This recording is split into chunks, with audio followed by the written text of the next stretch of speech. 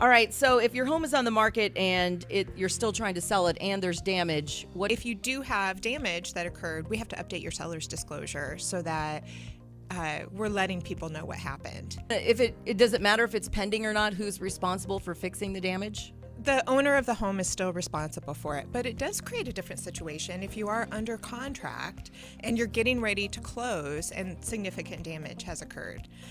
It affects it in a couple different ways.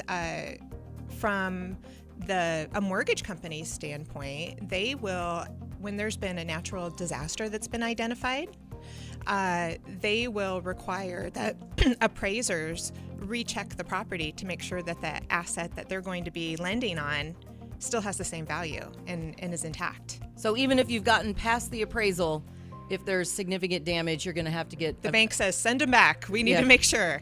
And is that another charge too? Like you're going to have to pay for a second appraisal? Yeah, there is a charge for that. Is that anything that insurance would cover, Rob?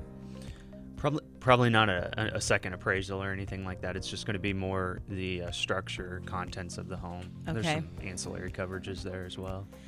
Now, if the appraisal comes back and say pending, getting X, Y, and Z fixed, then you're okay again. But you do then have to get X, Y, and Z fixed, which means more people involved in the process of selling your home. And I'm assuming that you also have the resources, like my roof is damaged, that you can send somebody. Let me get you connected with one of our great vendors for sure.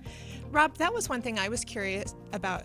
I had thought that when you're in the process of closing and an insurance company has done a homeowner's policy getting ready to close, don't they require another check of some sort if there's been some sort of natural disaster designated in an area? Yeah.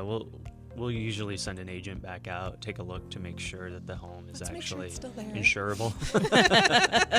Right. You don't want to insure something that's not there anymore. So, what if your home is pending and then the roof an issue blew off like it did for Rick's?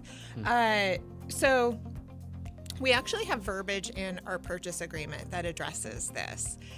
If there is a significant amount of insurable damage, then it basically is up to the buyer and seller if they can agree on how it will be handled.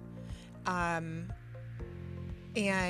no one is obligated to move forward with the sale if there is that sort of significant damage, but they can agree to and go through the whole insurance process. There are situations, doesn't work so well when you have a mortgage company involved, but like with a cash buyer where they have the choice to go ahead and close and just get the insurance funds to take care of it after closing. Okay. Now, you said you had a story about a home in Polk City. Oh my that gosh. was in this same situation. It wasn't a natural disaster, but it was insurable damage that just created this craziness. The morning of closing, these clients they moved from Seattle, Washington to Polk City, Iowa. So cross-country move. Their movers had followed them. They showed up, getting ready to close that morning, and the listing agent on the property called me and said, "Oh my gosh, Misty, the ceiling to the kitchen is on the floor, and the basement is full of water." Here, the insurance agent. Yeah, Oh I just. jeez. it's bad. I love that. And they were like, a semi comes later today, planning, everything had been so smooth and easy, and then this happens. So, we worked through it. They talked to their insurance agent, we ended up, the buyers stayed in a hotel for a month, but they got to select everything that got updated in the home. What had happened was a toilet. This was a vacant home, a toilet on the second floor. Started overrunning. Something burst on it, and it went through the entire house.